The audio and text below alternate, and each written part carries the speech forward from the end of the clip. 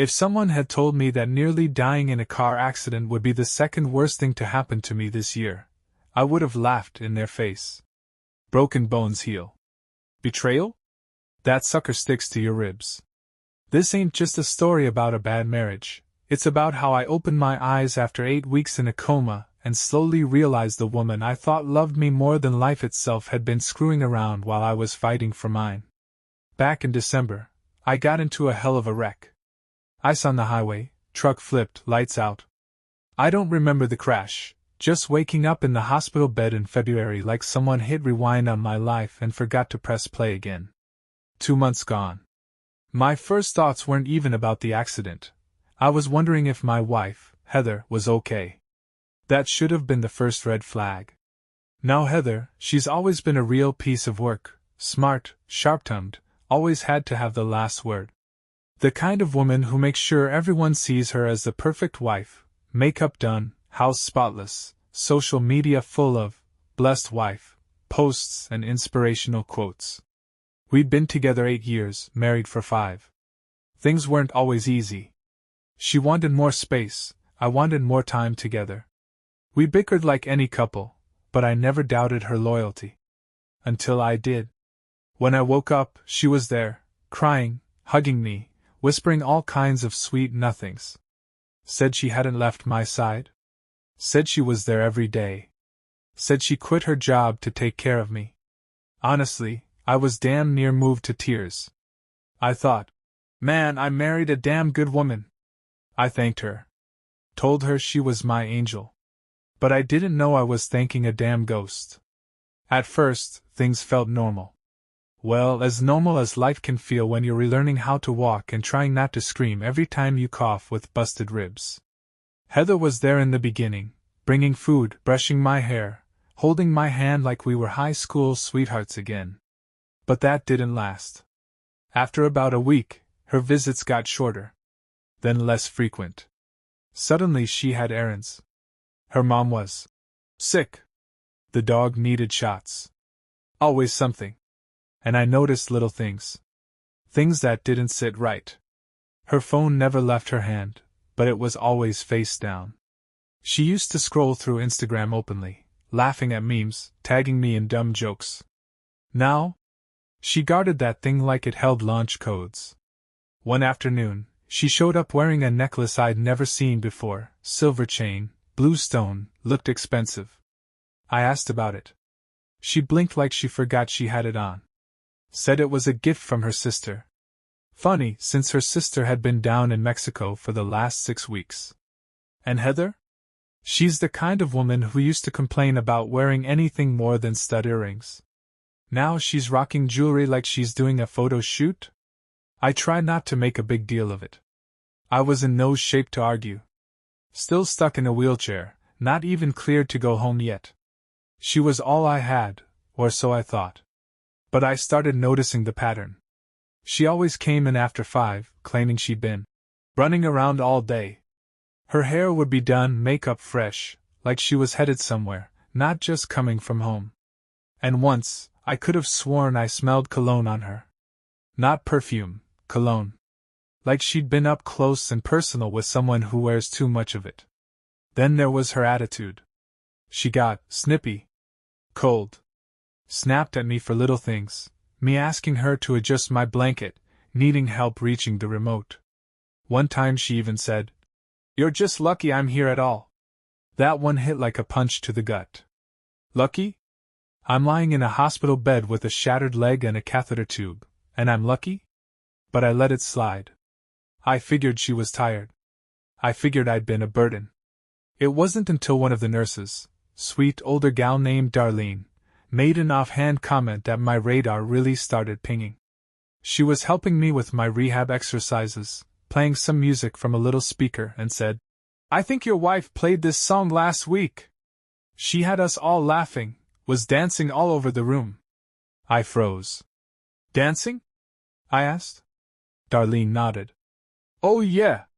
She brought that cute little Bluetooth speaker and turned this place into her own dance studio. Thing is, that was during a time Heather told me she was too sick to visit. My stomach dropped. I didn't say anything then, just smiled and nodded, but something shifted in my gut. That old feeling you get when someone's feeding you sweet lies with a plastic spoon. It only got worse from there. Heather's visits became even more sporadic. She'd show up late, leave early, glued to her phone or pacing the room like she was waiting on a call.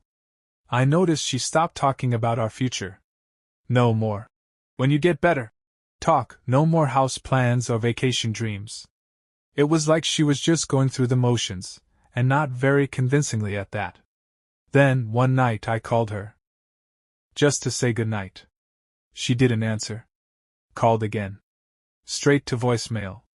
10 minutes later, I tried one more time. This time, she picked up, but she was breathless, like she'd just run a mile. Hey! Sorry, I was in the shower, she said, quick and chipper. At 11:30 p.m.? I didn't push. Just told her goodnight. But something in her voice told me she wasn't alone. And she sure as hell wasn't thinking about me. I sat in that hospital bed for a long time that night, staring at the ceiling, feeling more awake than I had in days. Not from caffeine. Not from painkillers. From suspicion. That heavy, gnawing kind that crawls under your skin and doesn't let go. I didn't have proof yet. But the woman I woke up to in that hospital room wasn't the woman I married. Something had changed. And I was about to find out exactly what. So now I'm lying there every night, just stewing in it. That quiet kind of suspicion that eats at you like termites in a floorboard. You don't see it at first, but eventually the whole damn thing collapses. Heather's shower excuse wasn't the first weird thing, and sure as hell wasn't the last.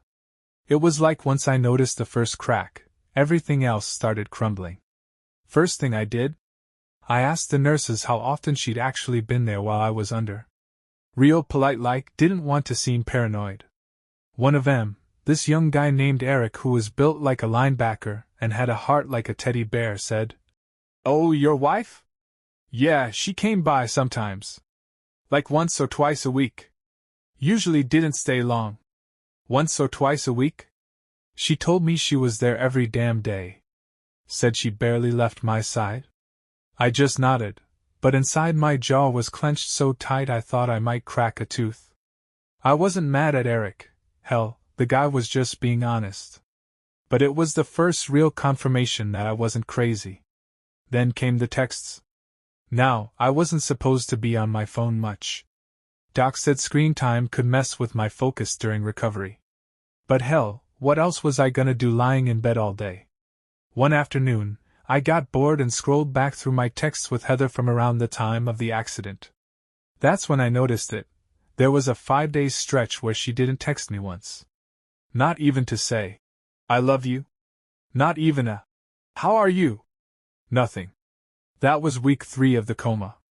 You know who did text? My brother. My coworkers. Hell, even my boss sent me a goofy meme and said he hoped I'd pull through. But not my wife. Now don't get me wrong, I get it, comas are heavy. It messes with people. But if my roles were reversed? I'd be camped out in that hospital, charging my phone on the 4-pole, sending love notes like I was 16 again. Heather? She went radio silent. I started paying closer attention to her when she came in. One time, she slipped up and said something about meeting up with Amy for coffee. On a day she also said she was visiting me. But Amy posted a photo on Facebook, her in a spa robe, out of town. I saw it when one of our mutual friends tagged me in a get well post. So unless Heather learned how to teleport, that was a lie. A dumb one too. I decided to dig a little more.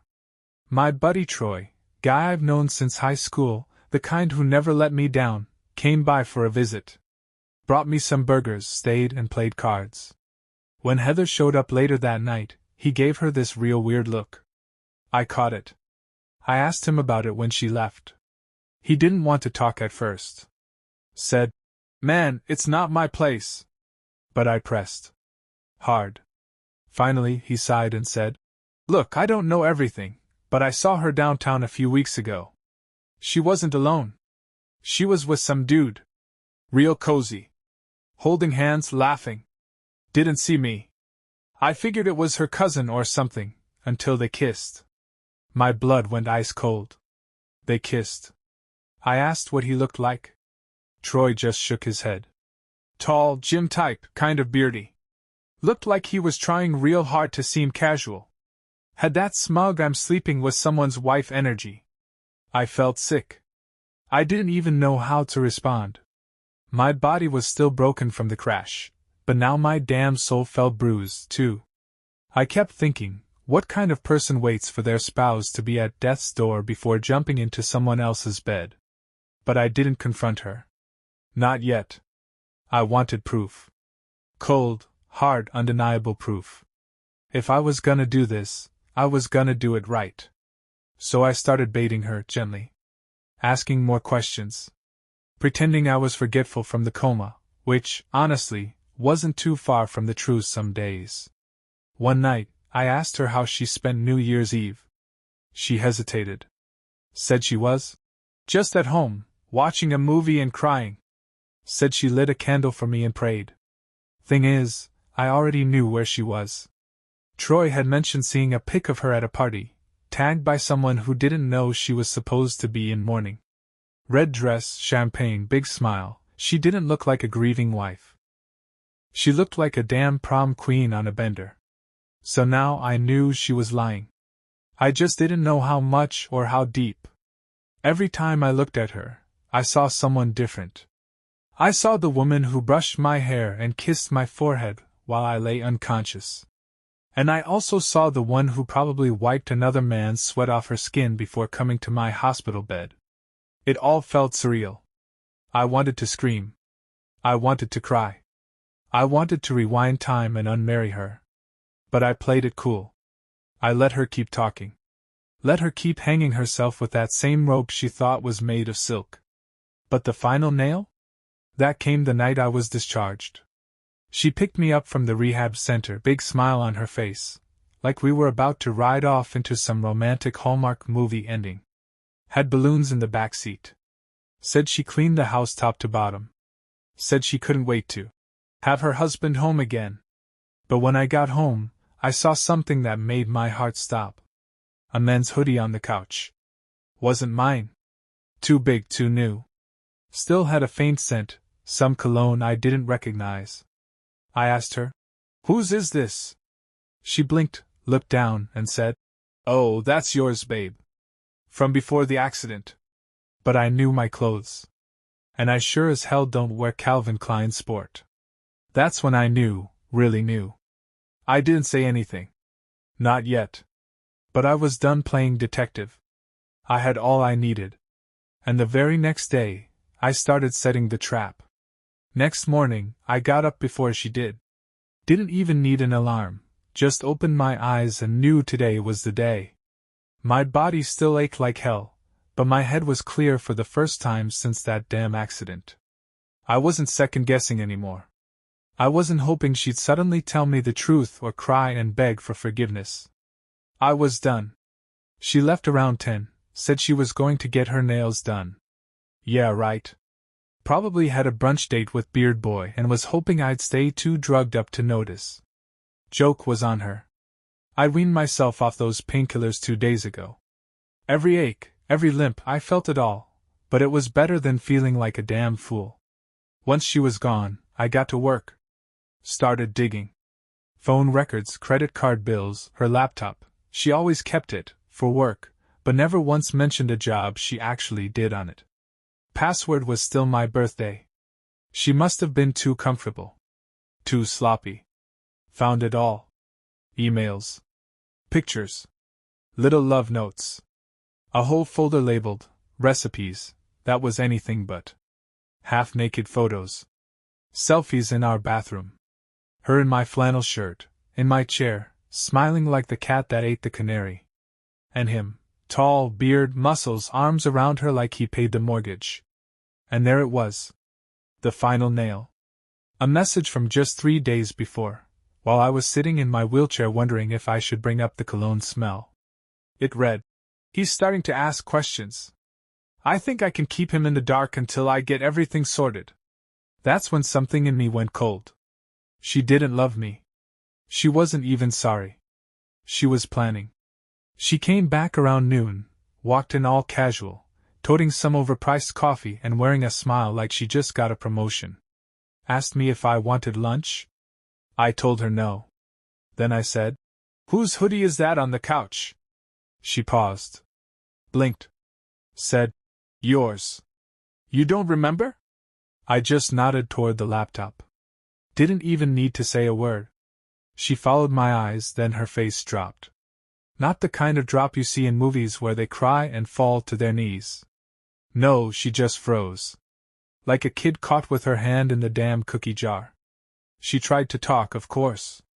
Tried to lie first, said it was old stuff, said it was emotional, not physical. Then she switched gears, said I'd been gone too long, that she didn't know if I'd ever wake up. Said she was grieving. Grieving.